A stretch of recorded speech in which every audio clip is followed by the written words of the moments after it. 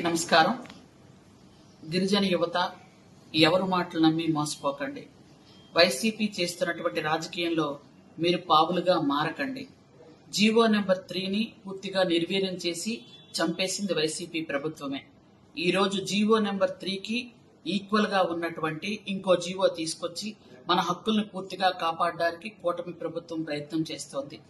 అలాగే mega DSC 16,500 పోస్టుల్లో మనకి 2,000 పోస్టులు పైచిలుక ఉన్నాయి. గిరిజన యువతకి 2,000 పోస్టులు పైచిలుక ఉన్నాయి కాబట్టి మీరంతా సంయమనం పాటించండి. మెగా డిఎస్సి క్యాన్సిల్ చేయమని చెప్పడం భావ్యం కాదు. రాష్ట్రం మొత్తం ఈ మెగా డిఎస్సి కోసం ఎదురు చూస్తున్నారు. కాబట్టి కూటమి ప్రభుత్వంలో గిరిజనులకు అన్యాయం జరగదు. వైసీపీ నాయకులంతా ముందు నడిపిస్తున్నటువంటి ఈ ధర్నాలకి, ర్యాలీలకి, బంధులకి గిరిజన యువత మీరు వెళ్లి మోసపోకండి.